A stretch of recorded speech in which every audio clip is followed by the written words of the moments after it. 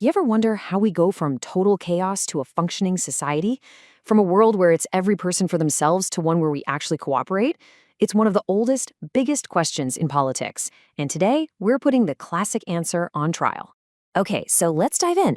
What you're looking at right here is a brand new world. It's a digital sandbox where a whole group of AI agents, each with its own drivers and personality, is about to try and build a society completely from scratch.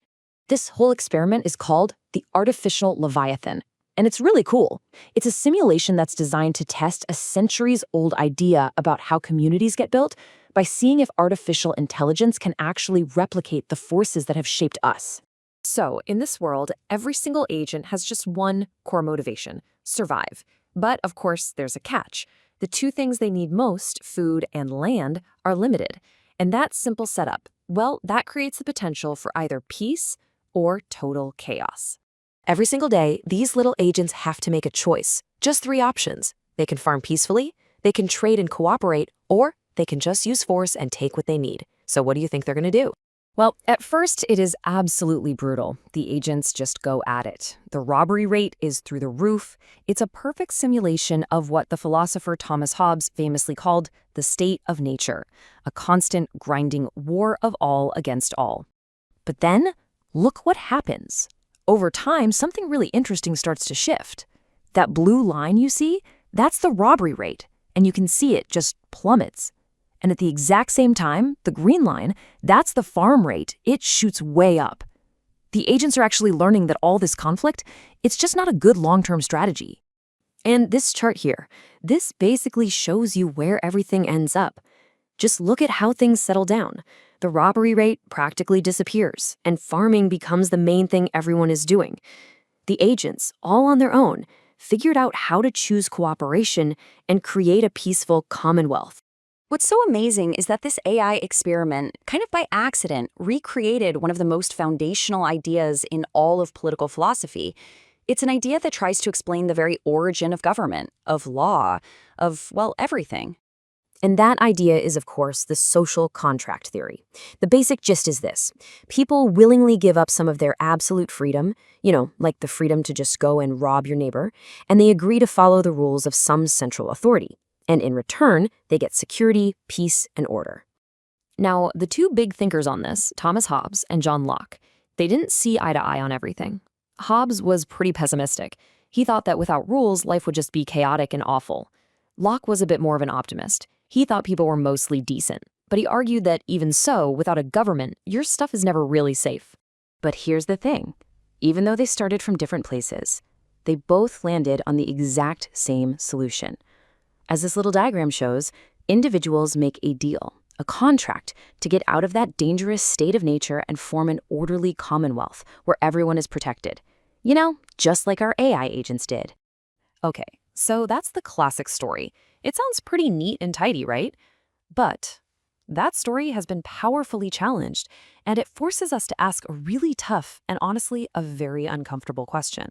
And the question is this: was this so-called social contract, this big promise of security and order for everybody, was it really an agreement among all people, or was it maybe an agreement between some people about other people? This quote from the late philosopher Charles Mills just cuts right to the heart of this whole critique. He argued that if we really want to understand the world we live in, we have to look at the hidden agreement that was running underneath the official social contract all along. This is his concept of the racial contract. And it's not about some imaginary, ideal world. It's a theory meant to explain how our actual society got built. It basically reframes the social contract as an implicit deal among Europeans to dominate non-Europeans across the globe. Right, so here's the absolute key takeaway. Mills argues that things like colonialism and slavery weren't just tragic mistakes or exceptions to an otherwise fair system.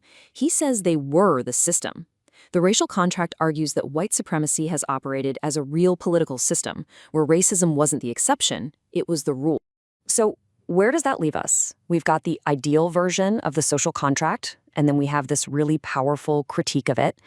But let's bring it into the present day. What happens now, in the real world, when that fundamental agreement between a government and its people completely falls apart?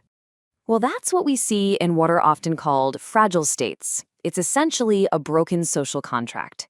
It's when the government just stops providing security or justice or even basic services. And if you look closely, at the heart of that breakdown, you almost always find that key institutions, like political parties, just aren't working. Instead of representing the people, these parties turn into tools for elites to get rich. They run on patronage, which is basically trading political support for jobs and money. They get captured by private business or even criminal networks. And in the end, they're totally, completely disconnected from the people they're supposed to be serving. And look, this isn't just some abstract theory. We see it playing out all over the world. In Nigeria, it's a system of elite enrichment built on oil money. In Nepal, it's about the failure to include marginalized groups. In Guatemala, it's about powerful interests capturing the state. They're all different versions of the same core problem, a broken contract. The grim reality is that in these places, the political system creates, and I'm quoting here, no incentive to represent citizens' interests. And think about how different that is from our AI simulation, right? There, the agents learned that cooperation was the best path. In these real-world cases, the incentives are all wrong. All right, so we've gone on quite a journey here, haven't we? From an AI simulation to 17th century philosophy, through a really sharp critique, and into the harsh politics of today. So, why does this old idea of a social contract still matter so much? Because it's not just history, it's not some dusty document sitting on a shelf. It's a living, breathing concept. We see it being born in a simulation. We're still debating who it was ever really for. And tragically, we see it being broken all around the world every single day. And that really is the heart of it. The social contract is this centuries-old idea that we're still desperately trying to get right. Which leaves us with one final big question to think about. In our complex, modern world, what is the single most important promise a society's social contract should keep?